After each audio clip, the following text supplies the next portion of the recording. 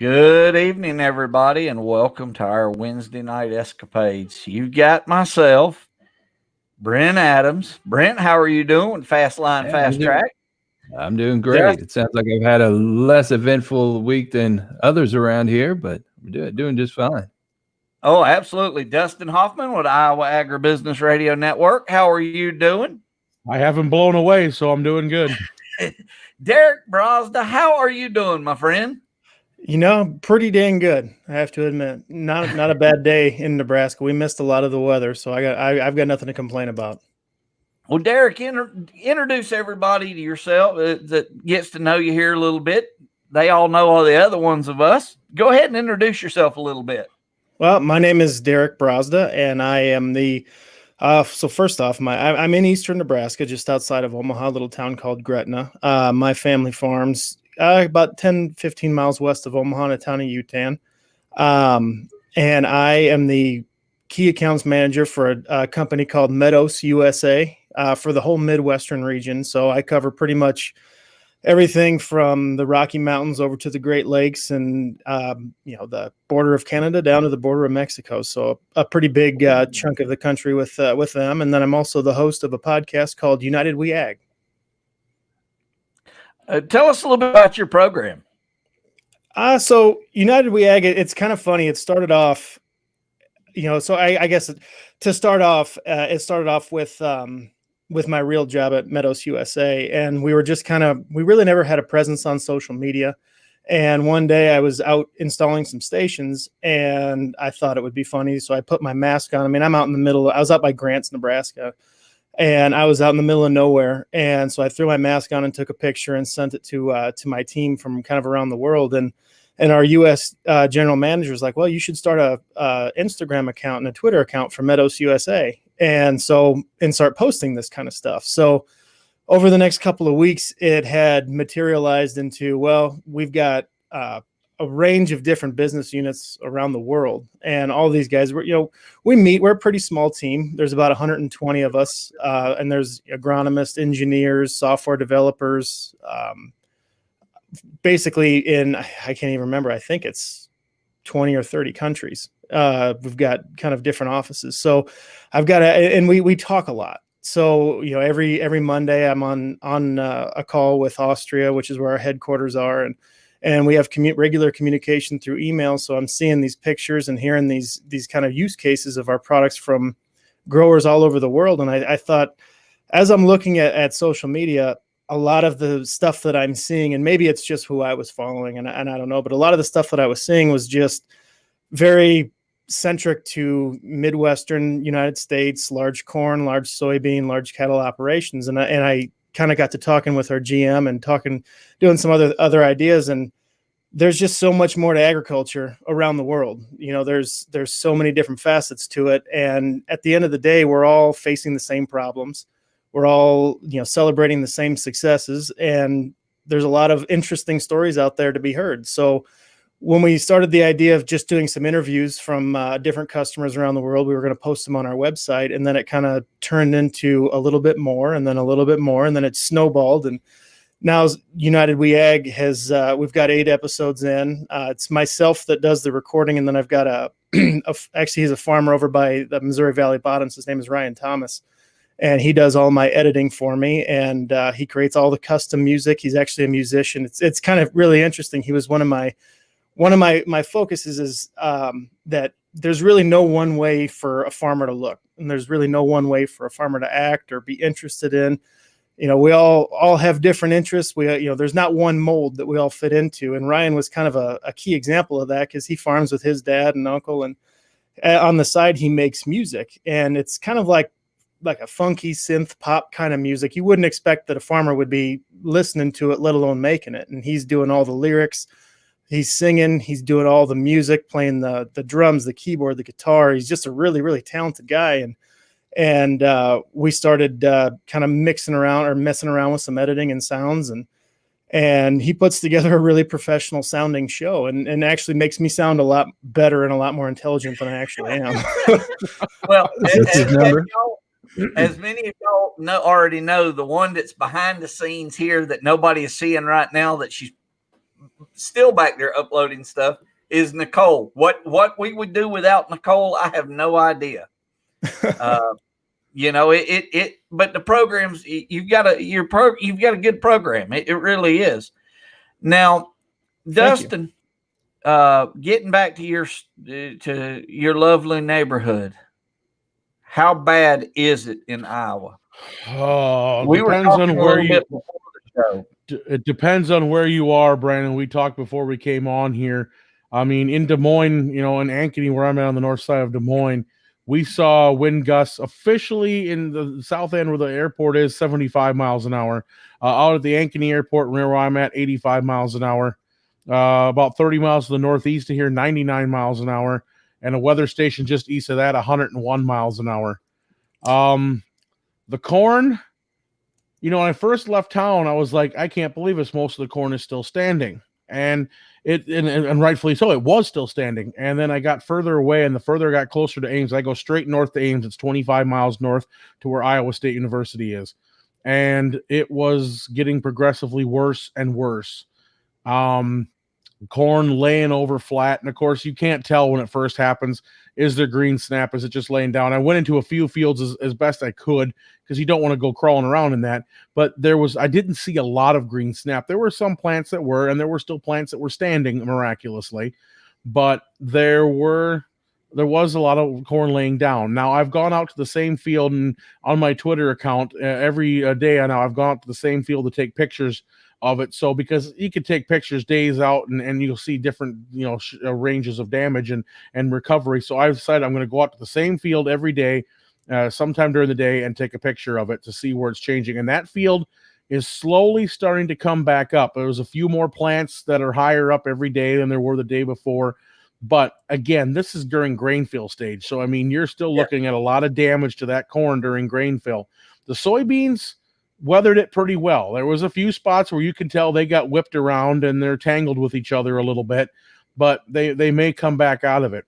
Structural damage was the other key. Near this field that I'm checking every day, there was a brand new bin site, and I showed you guys, Brent and Brandon, I showed you the pictures. I think I did too, Derek. Yeah, you were there when I showed the pictures. Brand new bin sites, the brand new bins crushed like beer cans, like they weren't even there. Same with, I'm sure a lot of you saw on social media the picture of the elevator with the 4 bins of about 1 million bushels per. 3 of them were empty. 1 still had grain. That's the only one that's still standing, because the other one's crushed like a can. Just whipped everything. And we've got light poles bent over and twisted. We've got they're still trying to get power back to over 250,000 people. A lot of Des Moines is still without power. I was fortunate. We only lost power for about 6 hours, and I'm grateful to the power company. They got us back on relatively quickly. My coworker Anna Hastert, we've mentioned, and we've talked to her a couple times in the past, Brandon. She had to go back to her mom's house in southwest Iowa because she had no power. And we're talking about how fast this storm moved. Derek, you'll understand this because you're from the area, but I have another coworker. We have another reporter now. He's from Shenandoah, Iowa, so just east of Council Bluffs there a little bit. He at 10 o'clock in the morning, 10:05, we were on a Zoom call, and he had been out in his sun patio, and the storm blew up. Now, it was nowhere near. It was strong enough, but it was nowhere near what got to be here in Des Moines and further on. Now, I see the pictures are starting to pop up. That's the cornfield I've been checking every day. I believe that was day 1. Maybe that was day 1. Maybe it was day 2. That's the bin site right near that field. There's the bins laying out in the soybeans, one of them there. But anyway, and he was at 10:05 at Council Bluffs. Now you have to understand Council Bluffs, and that's an RV dealer right down the street from me. They have about half their campers flipped over. I'm seeing a scratch and dent sale in my future. I'm thinking I might be getting a camper here soon. But the only way I feel like going in there with a 20 and saying, "Here, that's what I'll give you for it." Hey, I'm seeing farm life campers now. Right, exactly. And that's the other bin there on the site. Like I said, these were brand new. They had just gotten them completed. They were going to start doing the insides and stuff. And anyway, and that's not even, there's even a worse story than that. I'll tell you in a minute. But so anyway, so it was east of Council Bluffs, a good, 40 miles or so at 10:05. And now that's still a 2-hour drive from Des Moines to Council Bluffs. It's a fair enough trip. A half an hour later, it was here in full force. And you're So talking, it made basically made it going 80 some miles an hour. That storm was moving 80 or 90 miles an hour. And it got to Iowa City within an hour, and that's a 2-hour drive for me. Wow. It just kept flaring up. I mean, that thing had steam the whole way. And I'm sure you saw the reports. You know, a lot of you saw the reports. That thing had a lot of fuel because that morning when I got up, we already had a severe thunderstorm watch. And, you know, a lot of people are like, how do they not know this big, huge storm was coming? Now, to be honest, this has happened before where I talked to when I was still on radio in Minnesota. And we had one of these happen, not to this extent, but one of these derechos. And I talked to the meteorologist, and he says there's a lot of things, a lot of moving parts in a thunderstorm, and a lot of moving parts to one of these derechos that has to happen. And I mean, very rarely do you get every piece of the puzzle. I mean, it doesn't happen very often. It's just that by the time they realize that this is what's happening, it's already too late. It's already started. It's not like a hurricane where you're tracking it for 2 weeks. You know that it's coming. This thing it flares up, and all of a sudden every piece is in place, and it's gone, and it's off and running. And so, like I said, we got up that morning. It was already a severe thunderstorm watch, and I'm like, at 5 o'clock in the morning, that doesn't happen. I went out at like 7:30 or 8. My kids were out playing already with the neighbors, and I went out the backyard, and you could just, that day, those days when you walk outside, and I'm sure you were out there in Omaha. You know how it felt that morning. It was just thick.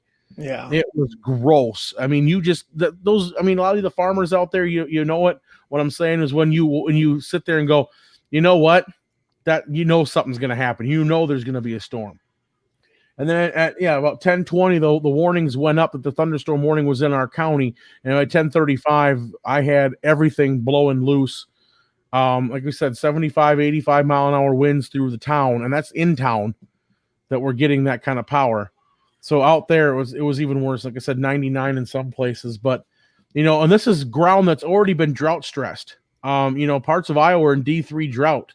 And now I talked with Iowa Ag Secretary Mike Nag here today, and he said he was supposed to be at the fields he was looking at today. He was going to look at for drought. And he said, I'm standing in fields that still have cracks in the ground. They did get rain, but there's still cracks in the ground from the drought. But yet you look at this and everything's laid over because it was blown over by a thunderstorm. And the thing is, we needed rain. We got literally 3/4 of an inch, and it rained, and that storm raged, and that wind went for at least a half hour, 45 minutes. I mean, it just did not stop. And I mean, I know some of you that have the hurricanes, this is probably like, oh, that's nothing. We're not used to, we don't have inland hurricanes. And that's basically what it essentially amounted to. And we don't have those. We don't get prairie hurricanes. And that's what it was. And like I said, the corn is just terrible. The whole city of Ames, at last I had heard yesterday, was still out of power. They're probably getting some of it back. I don't know for sure. And which stinks because that's what we're having the Iowa Governor's Charity Steer Show Saturday that we talked about last time I was on. That's supposed to be set for this Saturday up there in Ames. And we don't know if they're going to bring in big generators or what they're going to have to do to get that show to go off because there's a lot of kids depending on that. But like I said, it's just, if you draw a line from Iowa from basically Highway 20, which goes through Waterloo, to Iowa, to Interstate 80, and of course, there's going to be some give and take on either side of that swath, but you're looking at about a 45, 50 mile swath if you go up I-35 here from Des Moines, about a 45, 50 mile swath, that wide across the state of Iowa. They're figuring right now 10 million acres damaged here from the storm, because right now, I mean, you saw pictures on the Farm Life page. You can see the damage from space. Yeah, you can see the damage. I'm going to tell you this: after Hurricane Michael, what pictures I saw from space of the hurricane damage, they were not as visual as what we saw that came out of the Iowa. Well, after the storm went by, the skies were clear. And so we've had sunshine on us all the time, and you can definitely tell. Now, like I said, though, the corn, 2 days out, 48 hours and plus out, the corn, like in that field, is still green. So, I mean, there's a couple fields that are starting to yellow, and I know they've been stressed, maybe damaged, don't know how bad it's going to be. There's a couple fields that look like they're going to brown up in some spots, depending on how much damage they had. But, I mean, going out to this field, there was a granary roof blown off, laying in the bean field across the gravel road. And so you're looking a good 100 yards away, that roof got blown off. I would have gone to take pictures of it, but they had an oak tree, about a 4-foot diameter oak tree laying across the gravel road. So, I mean, that thing, and it just snapped it. I mean, that thing, that was all 4 feet diameter. And it wasn't just Iowa. Travis Dixon posted in Missouri, the upper portion of Missouri. Travis Dixon posted some of his damage he had. So you're talking, a long swath of damage. Yeah. You And know, it went to Illinois and all the way to Indiana and parts of Ohio. Right. You're not a tornado, maybe 50 miles max, 60 miles max, 60 miles sometimes. maybe a mile wide at the most. This is 70 miles wide and 700 plus miles long. Right through the guts of the Corn Belt. Yeah, I mean, it was like you just got it. I'm sorry. I am done with 2020. I'm done with it.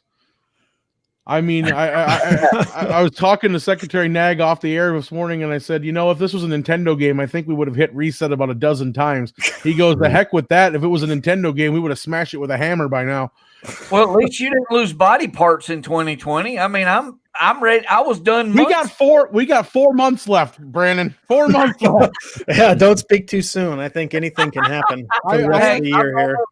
I'm almost back and ready to ride again, so that's all I'm worried about. Brandon, in 2018, I said we got to get to 2019. It's got to get better. By the end of 2019, I said, okay, we got to turn this one around. Things have got to finally start. It looks like things are finally turning around. I am not saying anything anymore. All I'm going to say is, year's over. What do you know? Because it just keeps digging that hole deeper. Do you remember our conversation about this time last year? We were discussing market prices. We were discussing problems. And what did you say? 2020 cannot be this bad. I stand corrected. But the thing is, what did I also say that time too? I said it's going to take a weather event and a bad one to get it to turn around. Yeah, it is. And that's I think we may have had it. I mean, like I said, 10 million acres of crops affected just in Iowa, not counting Illinois, Indiana. I mean, you just gutted the I states. I wish that I would have, if there would have been a way to record like how when your phone's just sitting on there and you get a text message, you get that little banner that comes down.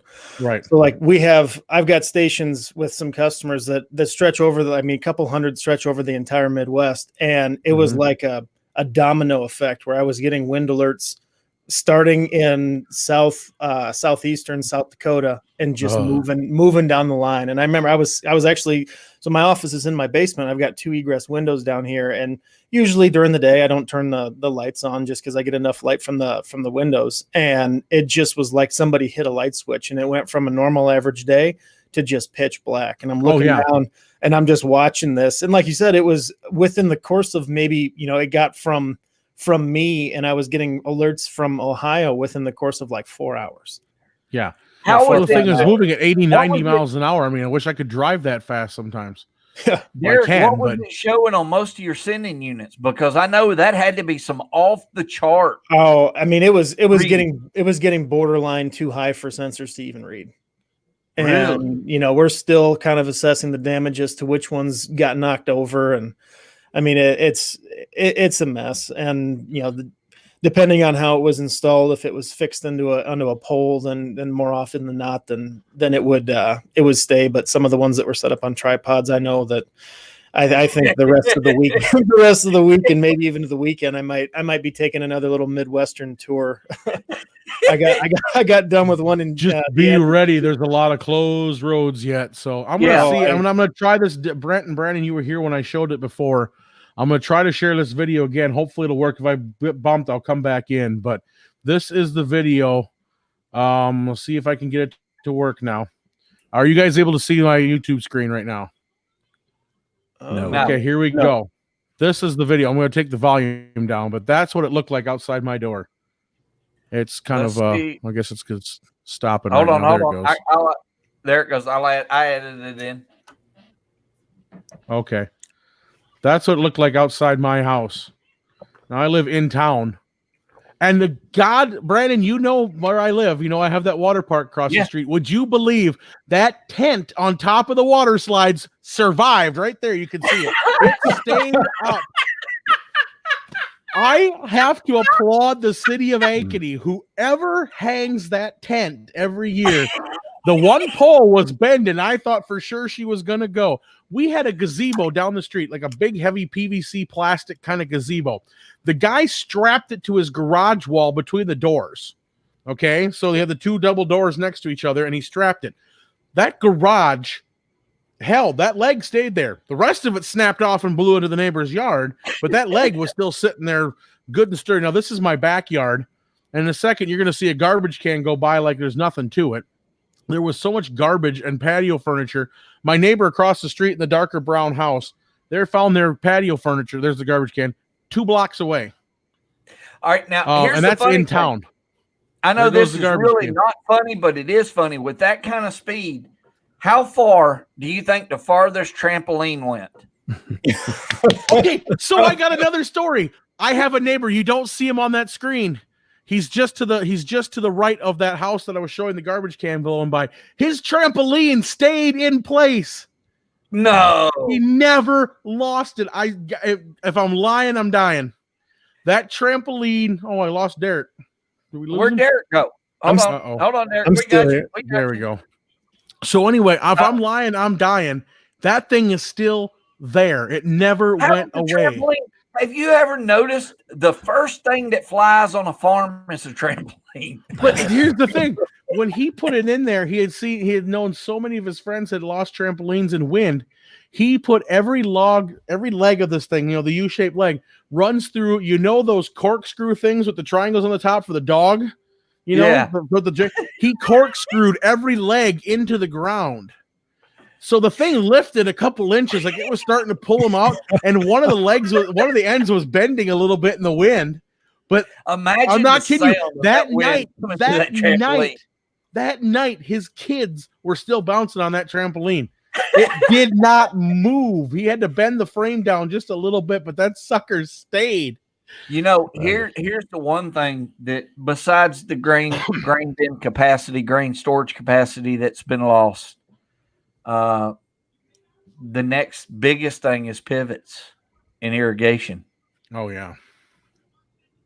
We don't have a lot of that here, but the places you that get do farther east than you do.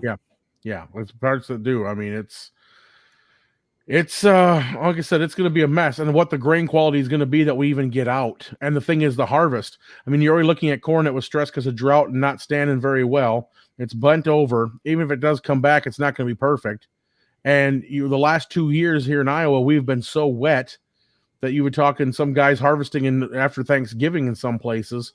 You combine that with corn that's half laid over and barely hanging on because it was drought before that. Yeah. I don't know what are they going to be combining at a half a mile an hour pretty soon? Well, you can only combine in one direction too. Yeah, and that's it. And that's going to be at an angle because it's all blowing. It's all cross. I mean, everybody plants either east to west or north to south. They don't plant southwest to north or northwest to southeast. Yeah.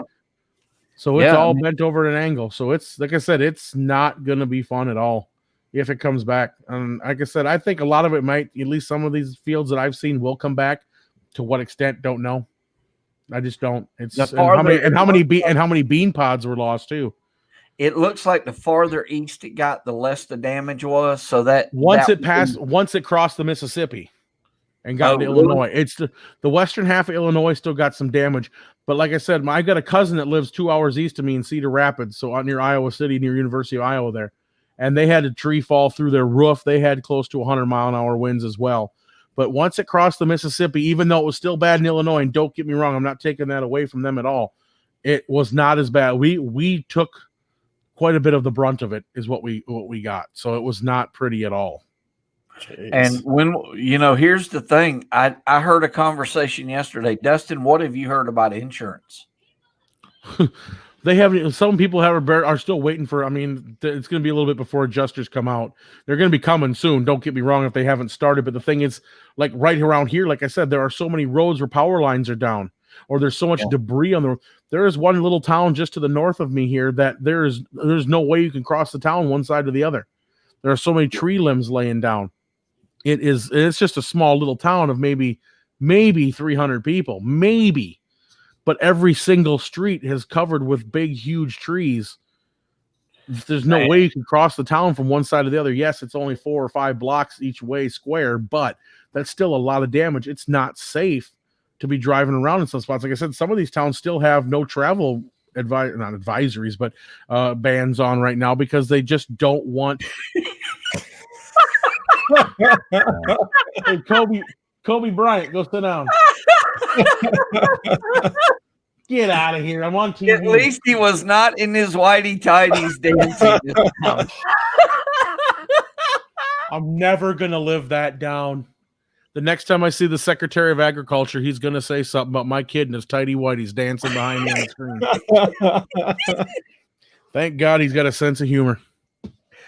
Oh man! So yeah, it's been nasty, but you know. Now, I mean, it's and down here we're fighting drought. I talked to Ryan Brannon today. We still are. That's the thing. We still are. We've been getting rain in spots, but I talked to Ryan Brannon today. He's got the irrigated cotton looks really good. Dry land cotton, well, Fido looks better. But it is what it is, and so I guess we're all in that waiting game. Brent, how was your show last night? Man, it was busy last night. It was a good show. We had two live shows yesterday. We brought on Christy Meyer, the communications manager for the National FFA organization, talked about how they're going to be supporting their chapters throughout this very unusual school year, and also got into talking a bit about what the virtual National FFA convention is going to look like this October. And it was a good little conversation. Absolutely. That's just, I mean, that's hard to imagine a virtual FFA convention. Yeah. And the one thing that we didn't get into talking about, we talked about the fact that they're still going to figure out some sort of public service component to give back to the city of Indianapolis during October, but they didn't talk about the lost economic impact on Indianapolis, because it's going to be pretty. You lose one of those, you're losing millions of dollars in hotel nights and food and retail and everything else. So and the Uber drivers and so everybody's going to be hurting on that one. So it's tough, People do not have a clue what the FFA convention brings to the city of Indianapolis. Yeah. Well, I tell you, we do in Louisville, because we lost it, and it's a sore subject here in Louisville. It used to be here pretty much every year. Then it started rotating, and then Indianapolis kept getting bigger and bigger. And it was kind of like an arms Kansas race. City too. Yeah. Kansas City. We went to Kansas City when we were there. It was like an arms race to see who could throw up hotels fast enough to get the big conventions like that. And Indianapolis just put their foot on the gas, man, and just started throwing them up. And they got the headquarters there. It just makes sense, and they've got a lot of nice amenities. So kudos to those guys. They just announced a couple months back that they're going to stay there through 2033. So they're going to be there for a while. So the big question that I had for her is what did you guys learn from all these state virtual conventions that happened over the past few months here that you're going to be able to apply to that? The answer is that they kind of varied so much that there's little things that they picked up here and there that they're going to do, but a lot of it's still a work in progress. They're going to try to model what they did in person as best as they can, but like with any of these other virtual events, as we've talked about before on here, it's kind of hard to say. We're just gonna have to see how the first one plays out to get a feel for how it's going to do. Though the one thing that you did say, though, is that they're probably actually going to be able to increase the number of people who can participate, since there's so many that for one reason or another it's cost prohibitive to go or time prohibitive for them to go.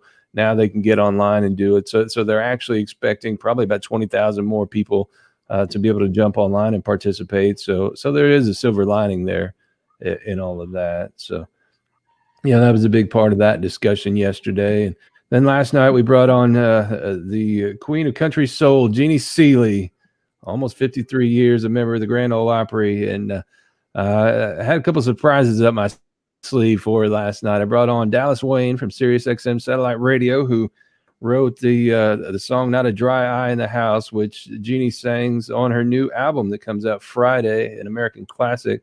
she has a duet with Willie Nelson on there. So Dallas wrote that, and he was gracious enough to come on. And I asked him if he had 15 minutes to come on. He said, "How about he get on before the show just so we can check equipment?" And he stayed the whole night, and we had a great time. So brought him on. It was and a brought good show. It was a really good show last night. I appreciate that. We brought Bobby Tomberlin on, who's a legendary songwriter there in Nashville. He also has a cut on that, which was a really interesting story too.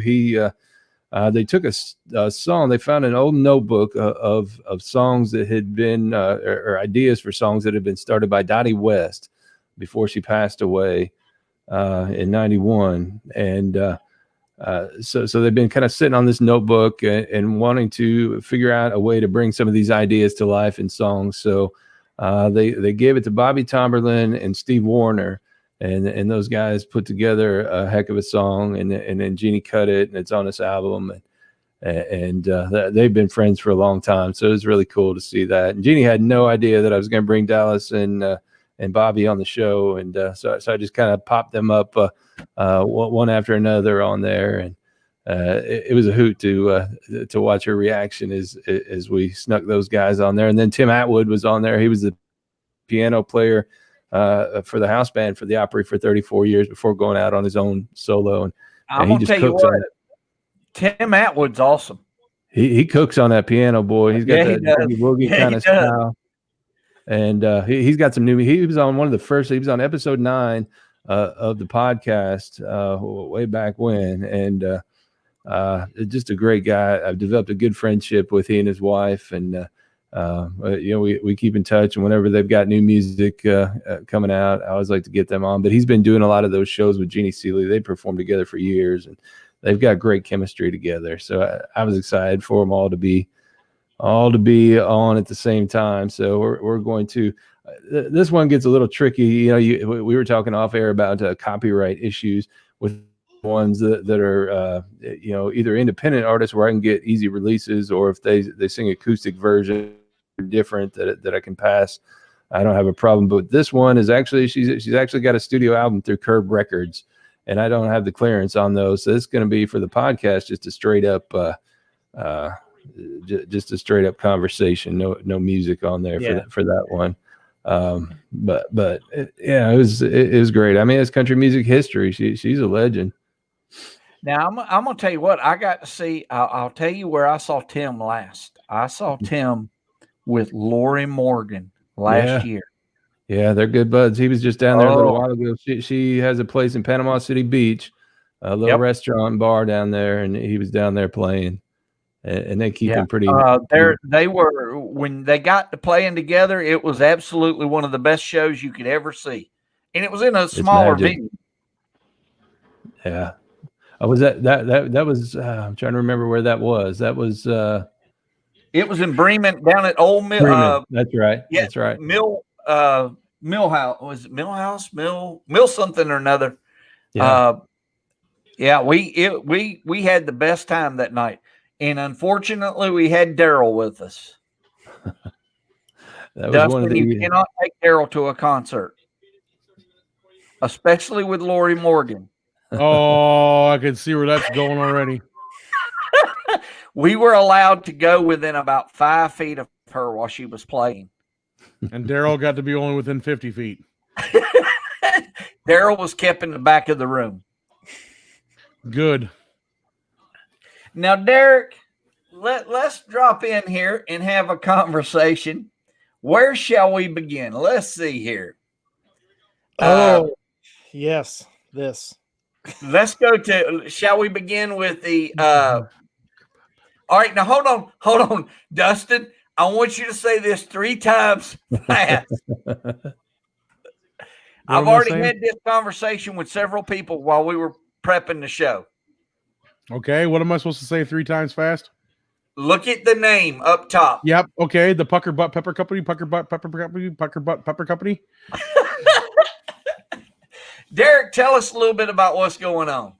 So when I first started, when I first took over the marketing duties for Meadows USA, I don't know if you guys ever watched, there's a show on YouTube called Hot Ones. And essentially, it might be a good format for you guys going forward as you bring people on. But the notion is They bring on these A-list celebrities, and they have 10 hot wings in front of them, and they go from mild to unbelievably hot. And every time the interviewer asks a question, you have to the celebrity has to eat one of the wings, and then by the time they get to the end, this guy's just dropping really good questions. The guy's one of the best interviewers in the game. His name is Sean Evans, and he's asking these really deep questions, and these just like worldwide celebrities are just drooling over themselves. So like the last sauce is called it's made with a pepper called the Carolina Reaper pepper. Yes. So I was doing some research and kind of the whole notion of, agriculture is so big and expansive. The guy that created this pepper, his name is Smokin' Ed Curry. He's from Fort Mill, South Carolina.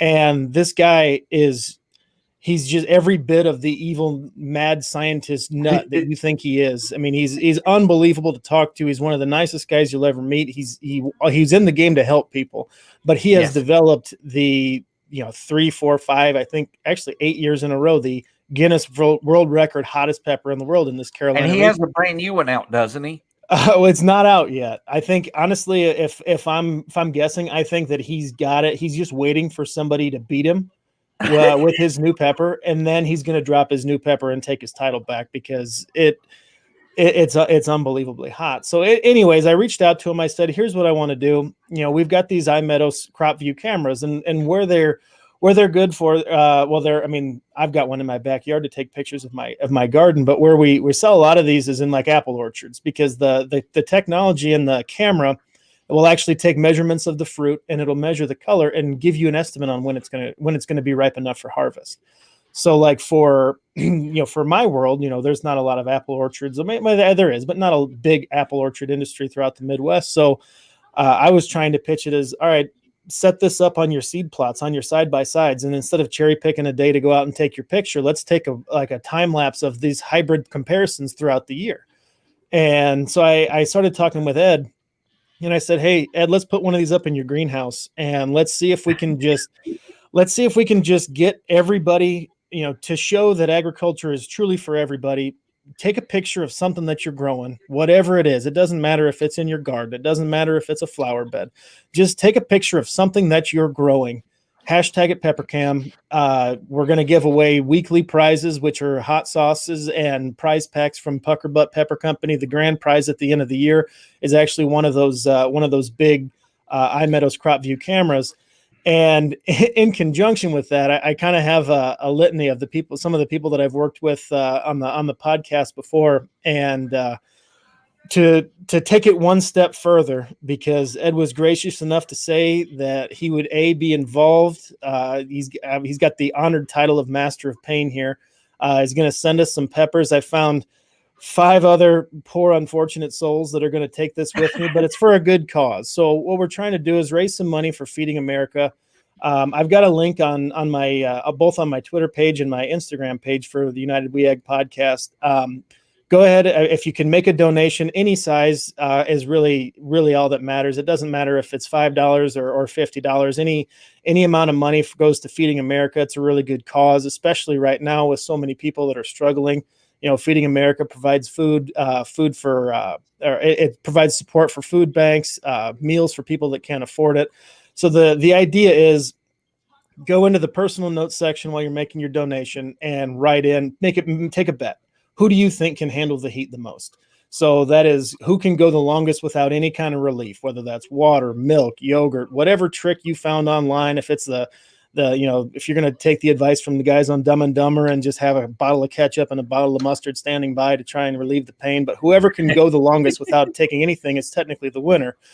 So, and then whoever voted for the winner is going to be entered into a drawing for a pretty fun prize pack that we're putting together that has some different aspects of what all we do from around the country. So, after, the fundraiser goes until August 31st, and then the idea is us 6 plus Ed, and then Jess Peters from Pennsylvania she's gonna kind of call the play-by-play and be our MC of the event, and we're gonna live stream all of us eating these peppers so that you can see us go through this pain. And I'll tell you, after I got done with the interview with Ed, I told him that I was gonna, order some sauces, and he threw a couple of the ones he knew that I think he knew would hurt me into the package with it. So this weekend we kind of had a last hurrah before school starts for all my nieces and nephews over at my in-laws' house, and it was me and two of my brother-in-laws, and actually my 16-year-old niece, and we all put a little bit of this Reaper sauce on a spoon and just pulled it in the mouth and pulled it out. And I was like, I wasn't even thinking about it, and I thought I was scared before, but now I have like a little tiny hint of what actually the pain feels like. And I went from scared to terrified. Because it's a burn that you can't get rid of. And, you better have a gallon of Pepto-Bismol on hand, man. Well, it's funny if you listen to the show, Ed's got a really, I think it starts at the 42-minute mark, and Ryan did a really good job of kind of making some dramatic music to go behind it. But he starts with the process of what happens from the minute you eat this pepper, the next 5 minutes, and then the next day. And he's got a concept. I don't know if I should repeat it on here, but I'm going to anyway. But it's called ring sting, and I think that you all know what that's referring to. But that's a little bit of the joy that everybody gets to look forward to the next day. So if anybody wants to participate, I'm growing some peppers. I know some other people are growing some peppers. If you want to find some way to get involved, if you want to take part in it, just reach out to me on any of the social medias. But it kind of, that's where it all kind of came from. It all started with me just saying, hey, let's put some cameras in one of your greenhouses. I mean, because he's the largest organic hot pepper grower in the United States for sure, and most likely in the world. He's that he'll admit to. He's got 10 big greenhouses and about 102 acres of these peppers, like 200 and some different varieties. And like I said, he's just a nut. He goes through and paint pollinates to try and crossbreed them, and he's truly kind of on the cutting edge of that world. But at the same time, I mean, so he developed these sauces for First We Feast and Hot Ones, and all these celebrities. I asked him, I go, does it give you some kind of grim satisfaction to watch like these A-list celebrities? I mean, it's like, I think Justin Timberlake was on there a couple of weeks ago, and like these are A-list celebrities, and they're just brought to tears, groveling before the sauces that he makes with his peppers, and he just kind of goes, yeah, I get a lot of satisfaction out of that. And then, despite, that he's, a rock star in the pepper world, he's still just your down to earth guy. I mean, he's a very strong advocate of, there is no secrets in agriculture. If you're not helping your neighbor, to do something, then, none of this information is yours. And, I was visiting with my mom about kind of what his message was this morning. And it's essentially, everything that he's got. He's been very fortunate. He sees it all as a gift from above, and it's not his information to hoard. So if a competitive pepper company calls him up and wants some advice, I mean, he's going to sit down and walk him through how to do what he does, and he welcomes the competition, because in his mind, and it should be the concept in all of our minds is when one farmer succeeds, we all succeed in some way. And we've got to focus on propping each other up and making sure that, especially in rough years and what we see going on in Iowa, when there are hardships, we've got to make sure we're all helping each other and looking out for each other. So he's got a really cool message. He really does. He really, and mad scientist is not an exaggeration with what that man does. Yeah. I have heard some tales of him going through the greenhouses at night and doing things. And it's literally just because he thinks of it at that moment and he goes there. Yeah. And I mean, and it's just crazy. There's he's done some videos for like Vice News and New York Times and all the major circuits. And there's just a video of him walking through a greenhouse, just kind of looking around, and he just like plucks a pepper off and pops it into his mouth like it's a piece of candy. And I'm just like, what the heck are you doing? What's going through your mind? Are you just immune to this pain? And it still burns me. I just don't show it. Let me give you a funny story. We were at a meeting in Missouri, in Malden, Missouri, a few months ago, about a month and a half ago. And in that conversation, while we were inside of the studio having a discussion and talking about some things, They were talking about they had seen one of his videos and they thought that it would be cool to do it themselves. The one man that opened his mouth put $100 on the table. Well, it eventually grew to, I think, somewhere close to about $1,000, and they all had to eat the pepper at the same time. The first one that gave, the last man standing was the winner, and they did it at the office. There were people running through the office, 100,000 square foot office, looking for milk, Coke, milk of magnesia. No, it's been bizarre. Like ever since the announcement of this charity, I've had people just email me videos of like YouTube clips of people that have done this and just failed miserably. And I'm like, I don't need to see that. Like I know what's going to happen. I know that like the minute that I pitched this idea, I knew that it was going to be either a really, really good idea or a really, really dumb idea.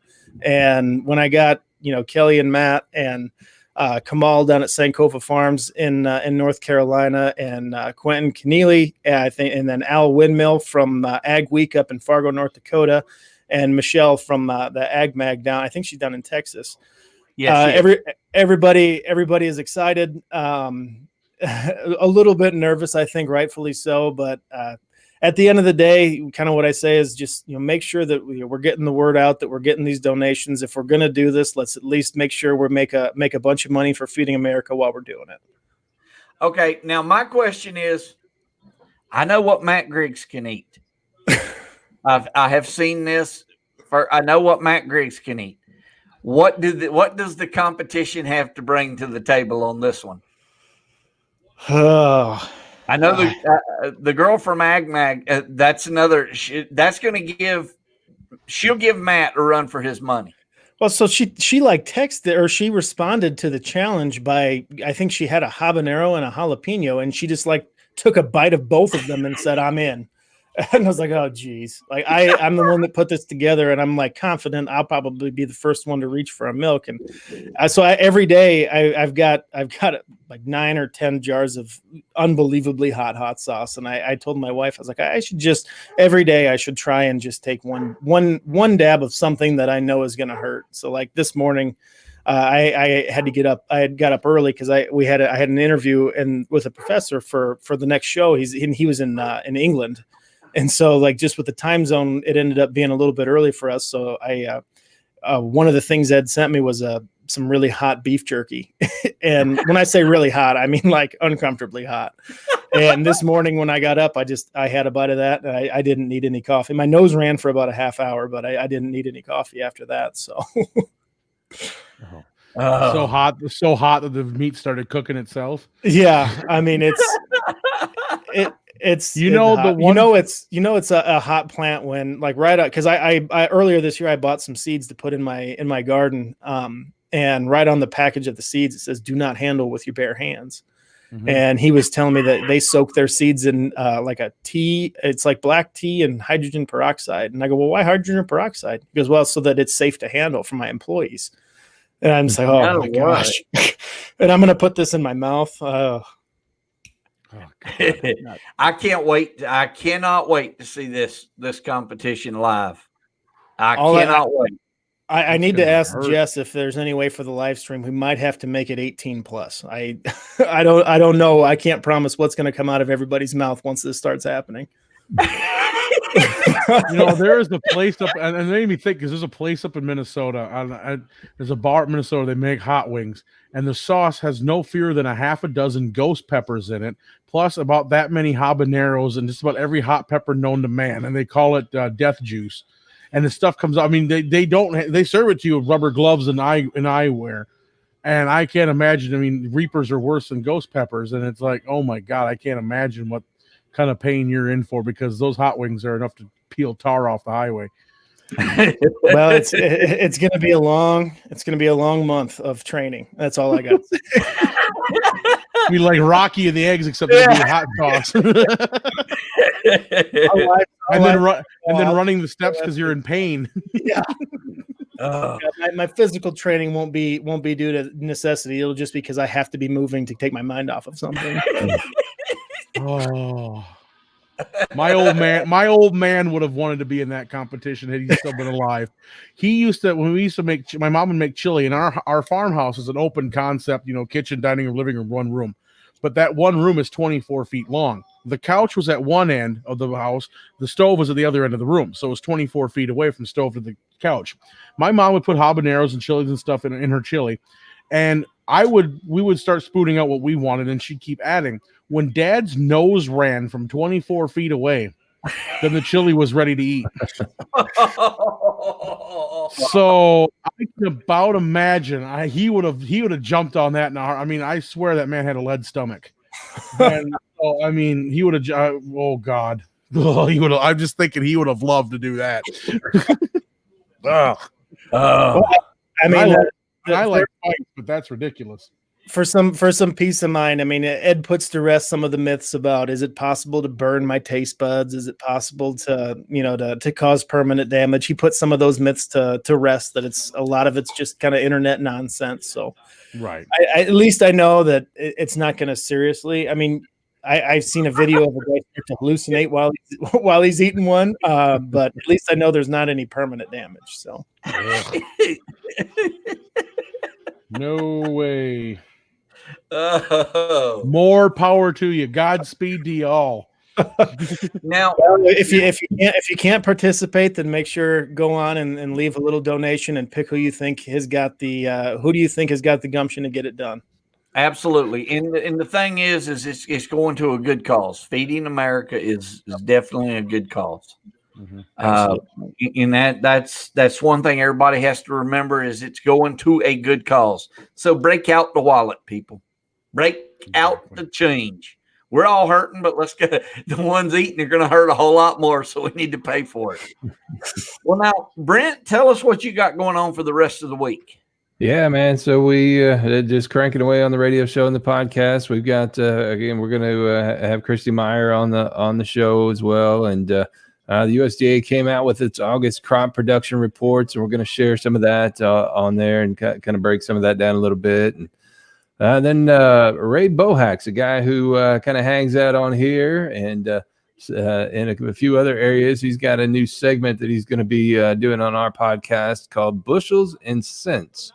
He's been a contributor on Successful Farming and Farm Machinery Digest, and he runs his own website, farmmachinerydigest.com. And it's only a couple of minutes long, but he brings some nice nuggets. He wrote for Hot Rod Magazine for years and years. He goes way back. I remember that byline in there for years. And so we've got a little partnership we've struck up there. So I'm going to start running some of his content on there as well. And then a lot of people don't realize that the history that Ray Bohack has. Yeah. Oh, he's got the man has, look at the years he was at Hot Rod Magazine. Yeah, and he's a farmer. He raises corn out in New Jersey, and just a tremendous guy. We've had some tremendous conversations, and I just think the world of him. And it brings a new dimension to some of our content. So glad to have him on board. And then we kind of round out this series on Corn Warriors, season 4 with Eric Reed. He's out of southern Tennessee, right there on the Tennessee border, and also raises cotton as well, and his family is cotton gin and a little bit of beans as well. But he was the interesting story. He won the NCGA championship last year for Alabama, and then his daughter actually took the top prize in Tennessee for their fields in Tennessee.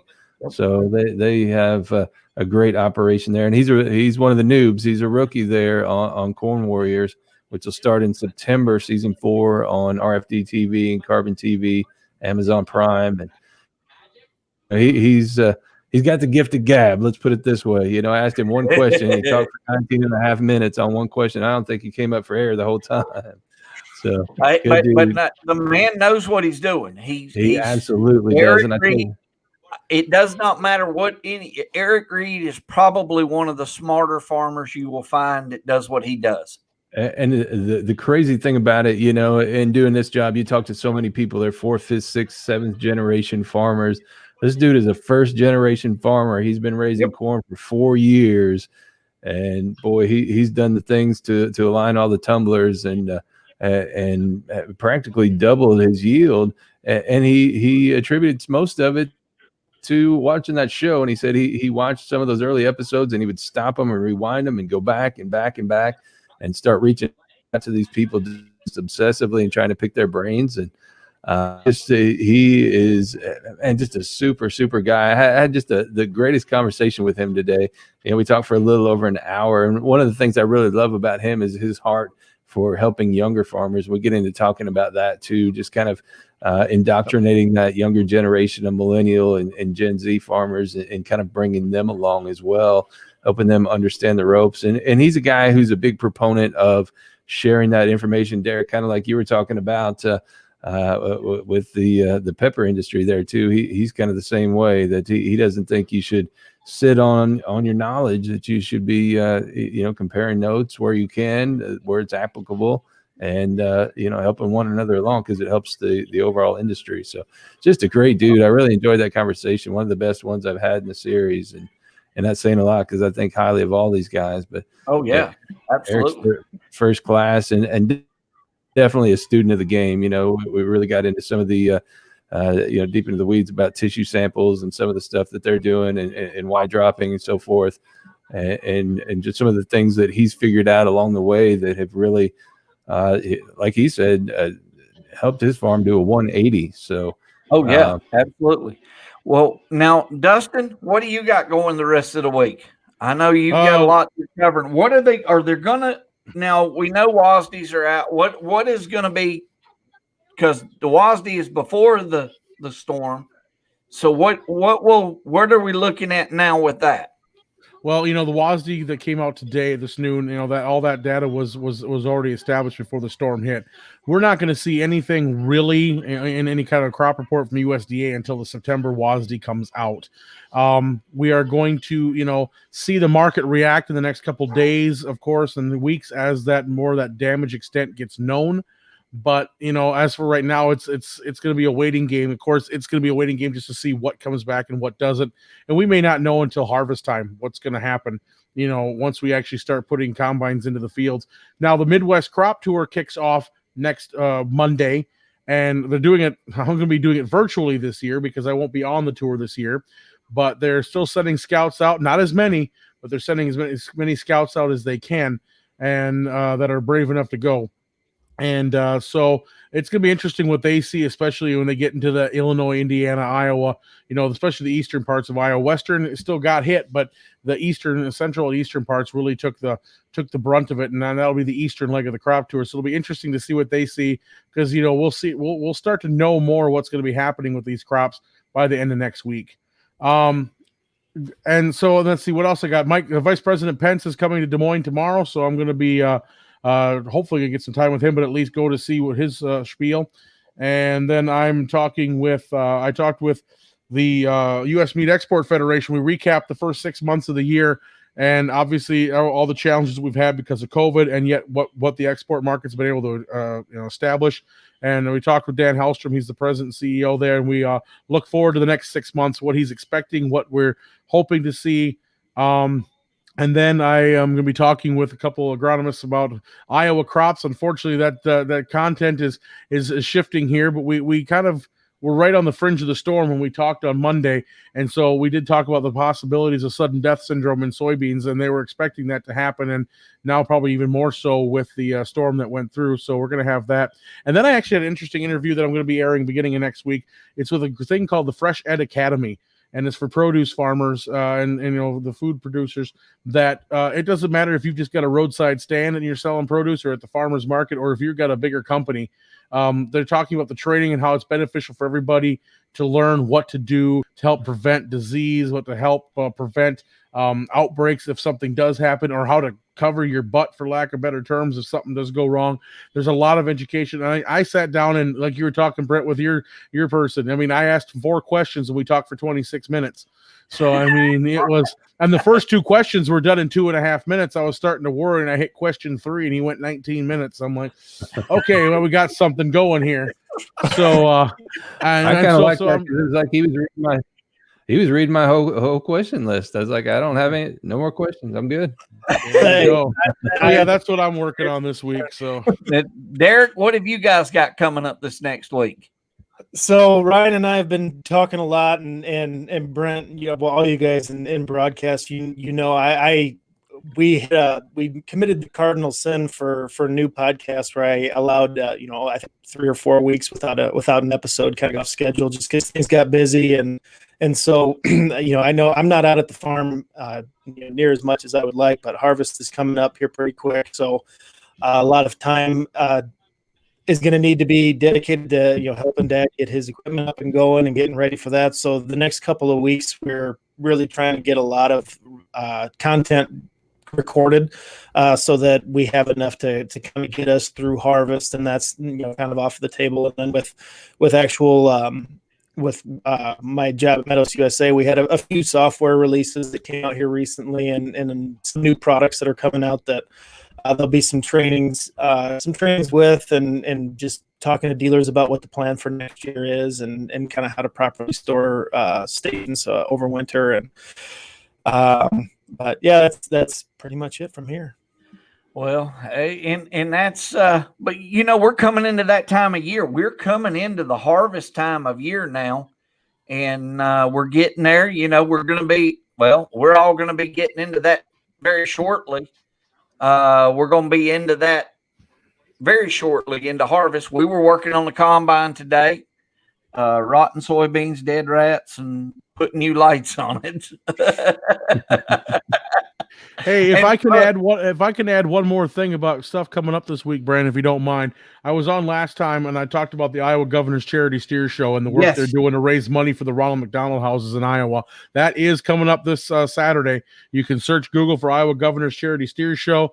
I mean, all this money goes back to the 3 Ronald McDonald houses. And, this year is the first year they can't do it live at the state fair, and they're doing it virtually at Iowa State. And it's going to be a fun time, and it's still going to be a great cause. And they're hopeful that they can still maintain some of the levels of funds they've raised, if not exceed them, with the advent of online. So, like we're talking about, raising some money, even if it's a couple bucks here and there. If everybody watching donates a few bucks here and there, that could go a long way to helping these kids out. Because some of the stories that I've shared, and I've got them up on our Facebook page with the through the Iowa Agribusiness Radio Network, or through the Iowa Governor's Charity Steer Show page. Some of the stories, I know I talked about that kid 2 weeks ago. His story is up, and I shared it on the Farm Life page as well. Some of these stories are just monumental, and the work they've been doing for 38 years to raise money for those Ronald McDonald houses. I hope and pray none of you ever have to use it when you hear these stories of these parents. And I know, Brent, you talked about the Ronald McDonald houses when we were on last time. I mean, you hope and pray you never have to use it, but thank God it's there for the people who do need it. And so, again, Iowa Governor's Charity Steer Show, just look that up on Google.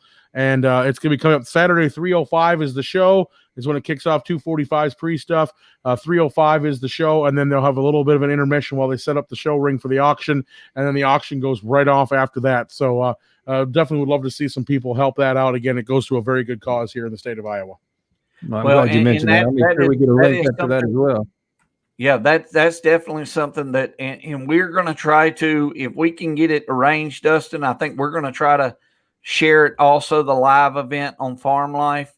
That is a cause that definitely we need. These kids put they put sweat, tears, and a lot of money and a lot of pain into these animals, and they deserve us to be behind them.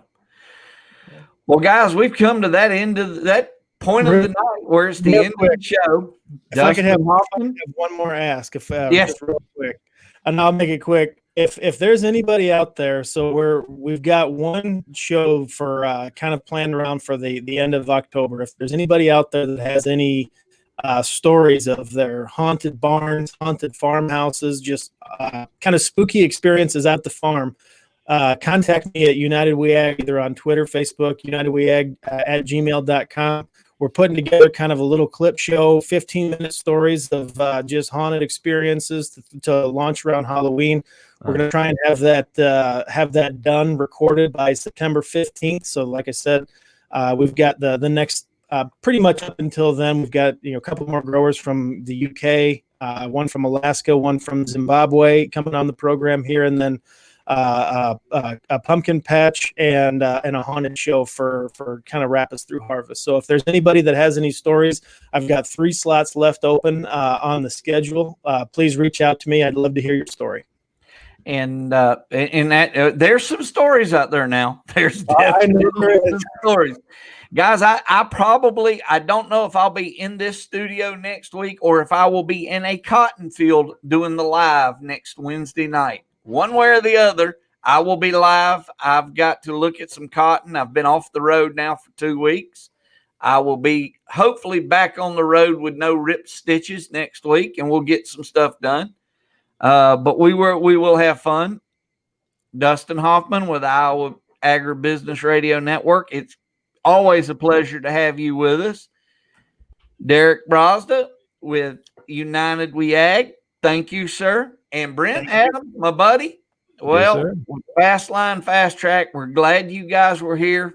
On behalf of our sponsors, Concept Agritech and Fastline Fast Track, we're glad you guys joined us tonight. And come back and join us next week, and we'll get a little more creative and see what we can find. Hopefully, Iowa will not be blown flat by the time we get back next week. I'll try to pump it up. In the meantime, you guys all have a great night, and we will see you guys later. Thank you so much. Thank you.